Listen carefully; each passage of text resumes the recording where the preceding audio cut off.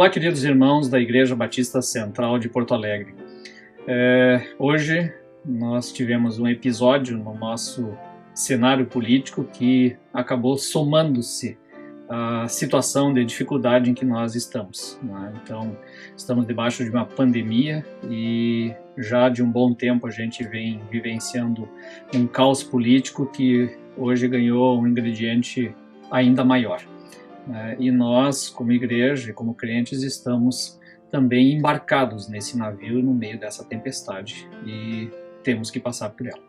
Eu gostaria de compartilhar um salmo, inclusive fica a dica para os irmãos ouvirem o podcast lá do Bibotalk, que eu faço parte eventualmente, que tratou exatamente deste Salmo 46. Eu gostaria de ler e fazer um rápido comentário sobre ele.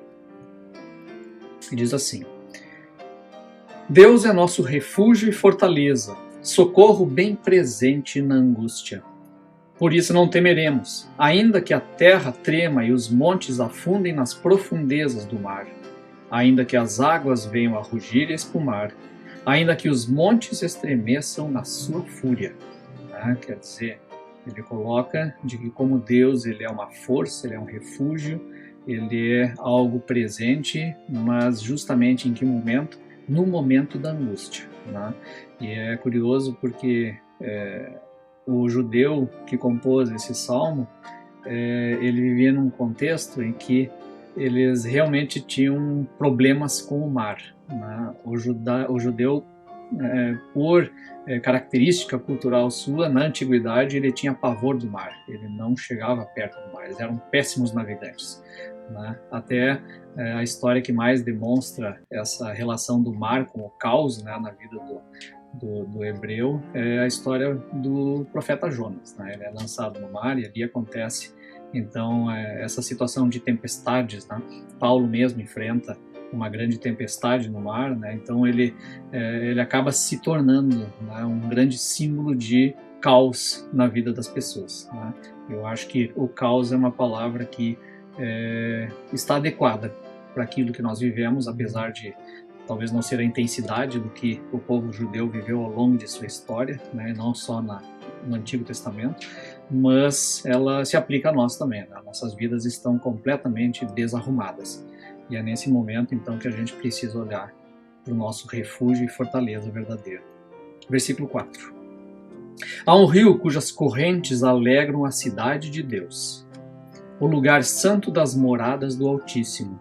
Deus está no meio dela e não será abalada. Deus a ajudará desde o amanhecer. Quer dizer, aqui ele contrapõe então, né? Aquele caos do mar, ele coloca um rio tranquilo, né, de águas que partem da cidade de Deus, uma cidade que não pode ser abalada. É lá que nós temos a nossa esperança. Versículo 6. As nações se enfurecem e os reinos se abalam. Ele levanta a sua voz e a terra se dissolve. O Senhor dos exércitos está conosco. O Deus de Jacó é nosso refúgio. Quer dizer, ele olha para Deus, né, sabe do seu poder, da sua força, e que Deus, né, que controla todas as coisas, ele ordena reinos que se abalam, né, ele levanta a voz e ele dissolve na própria terra desses reinos, né? É ele que está conosco e é ele que controla a história. Versículo 8. Vinde, contemplai as obras do Senhor, que devastações fez na terra. Ele acaba com as guerras até os confins da terra, quebra o arco e despedaça a lança, destrói os carros com fogo. Aqui, certamente, ele está falando da contemplação das obras de Deus, e sempre que se fala das obras de Deus na Bíblia, né, principalmente em relação ao povo de Israel, está falando principalmente do Êxodo. Então, de como eles foram libertos sem um exército, sem força nenhuma, apenas com o seu Deus. E o seu Deus os levou embora e venceu os exércitos ele sozinho. Então, a confiança deste povo está sempre posta nesse passado do Deus que agiu contra qualquer circunstância e contra as piores circunstâncias. Continuando, versículo 10 e 11. Aquietai-vos e sabei que eu sou Deus. Sou exaltado entre as nações, sou exaltado na terra. O Senhor dos exércitos está conosco, o Deus de Jacó é o nosso refúgio.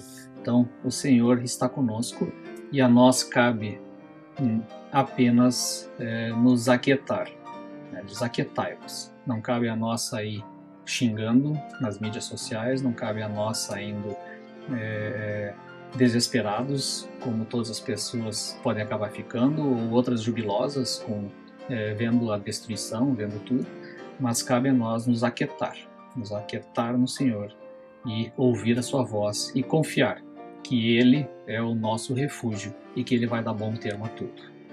Amém e que Deus nos abençoe.